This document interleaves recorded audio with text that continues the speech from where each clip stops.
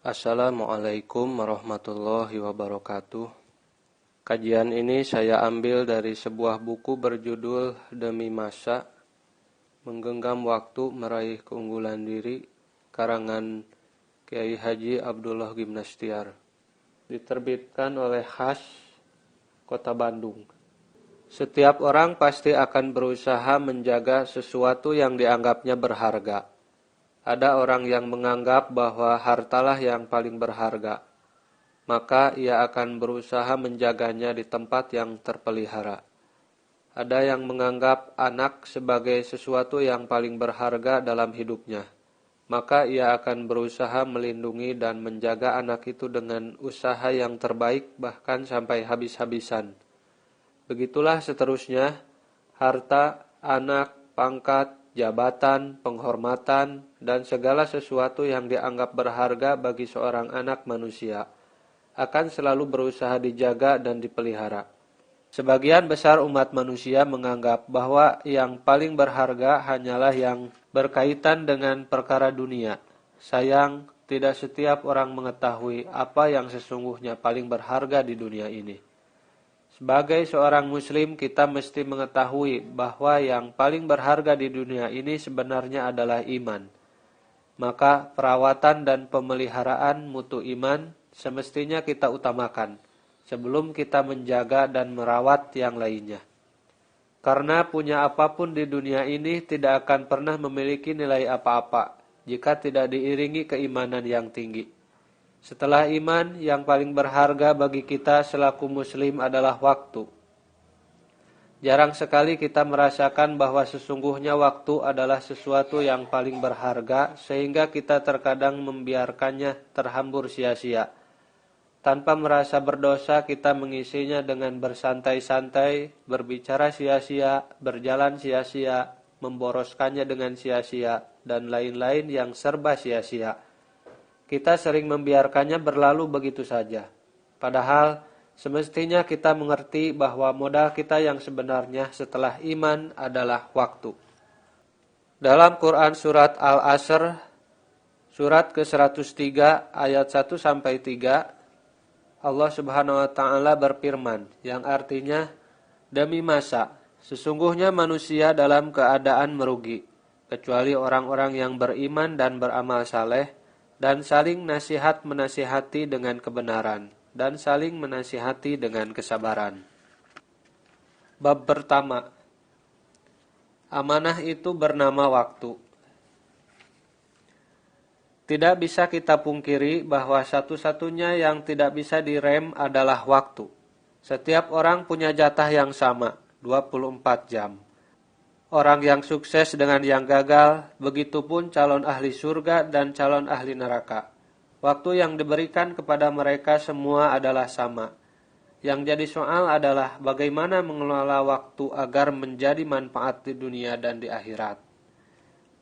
Begitu juga muslim dan non-muslim, sama jatah waktunya 24 jam sehari. Dunianya sama seperti dunia yang kita tempati, dunia yang satu ini juga. Tapi mengapa kita yang orang Islam ini telah jauh ketinggalan? Di antara penyebabnya adalah karena kita belum mengerti betapa berharga dan pentingnya waktu. Alhasil, yang menjadi masalah sesungguhnya bukan terletak pada waktunya, tetapi pada bagaimana kita bisa mengisinya dengan cara yang sebaik-baiknya.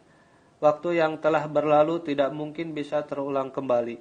Salat maghrib yang kita lakukan pada suatu hari misalnya, itu terjadi hanya satu kali dan tidak akan pernah terulang kembali dalam sepanjang hayat kita. Kalau melakukannya dengan seenaknya saja, tidak bermutu, maka kita sudah kehilangan sebuah sholat maghrib. Kita duduk-duduk bersama di dalam masjid, menunggu seorang penceramah tiba. Di antara kita ada yang sibuk membaca Al-Quran, ada yang sibuk berzikir, tetapi mungkin ada juga yang sibuk melamun. Jelas waktunya sama, tapi hasilnya berbeda. Semua tergantung pada bagaimana kemampuan kita dalam memanfaatkannya. Dan keyakinan yang terbaik kepada Allah adalah keyakinan dalam menjaga amanah waktu.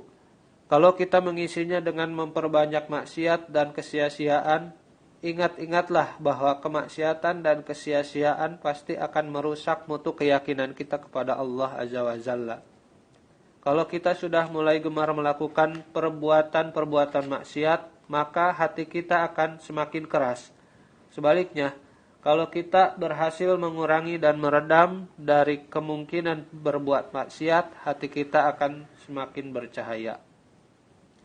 Ingat-ingatlah selalu bahwa dalam dimensi masa atau waktu ini, segala sesuatu yang ada pada diri kita adalah amanah. Mulut kita adalah amanah. Jangan biarkan ia gunakan untuk mengobrol sesuatu yang sia-sia. Masih banyak perkataan lain yang bermanfaat daripada berkata sesuatu yang belum tentu kebenarannya. Maka sekali-kali jangan bunyikan mulut ini kecuali kita pastikan bahwa omongan yang akan kita ucapkan menjadi amal. Telinga kita juga adalah amanah. Ketika kita menyetel radio, menyetel TV, menyetel tape recorder, tanyalah kepada diri kita sendiri apakah yang akan kita dengar darinya adalah sesuatu yang bisa menjadi amal, apakah lagu yang kita nikmati akan membawa maslahat atau sebaliknya memadaratkan. Kalau tidak bermanfaat, sebaiknya matikan saja. Sebab masih banyak suara-suara yang lebih bermaslahat untuk didengar. Daripada mendengar lagu-lagu yang membuat kita berpikir minor, akan lebih baik kalau kita menyimak kaset-kaset nasyid, Asmaul Husna, pembacaan ayat suci Al-Quran yang semuanya itu insya Allah akan membuat kita semakin dekat kepada Allah. Ketika naik mobil misalnya, dan kebetulan di samping kiri dan kanan kita ada yang mengobrol dengan obrolan yang tidak karuan, kalau kita berkeinginan untuk ikut mendengarkannya, maka kita sudah termasuk orang yang merugi. Ingatlah, setiap kita mendengar sesuatu, secara otomatis sesuatu tersebut akan menjadikan kita berpikir mengikuti apa yang kita dengar itu. Pada saat membaca koran misalnya lagi, tanya dan tanyalah terus, apakah yang kita baca itu bermanfaat? Kenapa kita hanya mau membaca berita kriminal misalnya? Kenapa kita hanya mau membaca yang ringan-ringan saja, yang hanya dapat menyenangkan hawa nafsu belaka? Ini jelas tidak efektif. Islam mengajarkan apapun yang kita baca harus efektif. Apapun yang kita baca harus bisa meningkatkan mutu diri. Hati dan pikiran kita adalah amanah. Karenanya jangan sekali-kali menggunakannya untuk berhayal yang bukan-bukan, berpikir yang bukan-bukan, apalagi dipakai untuk kecewa, membenci orang, mendendam, dan lain-lain. Semua itu memakan waktu. Jauh akan lebih bermanfaat kalau hati dan pikiran ini kita gunakan untuk bertafakur dan bertaqarrub kepada Allah. Hidup ini hanya sebentar dan hanya sekali saja. Kita belum tentu panjang umur. Kita semua pasti mati. Dalam hidup yang sekali-kalinya ini, kebutuhan kita semakin meningkat. Semua tidak akan terpenuhi kecuali dengan berusaha meningkatkan kemampuan kita sendiri. Dan kemampuan terpenting dari kemampuan-kemampuan yang lain adalah kemampuan iman dan ibadah kita. Kita mesti meningkatkan kemampuan kita yang satu ini. Karena dengan iman dan ibadah yang makin bermutu, hidup kita akan semakin bermutu pula. Kita pun akan mampu menghadapi masa depan menjadi lebih baik.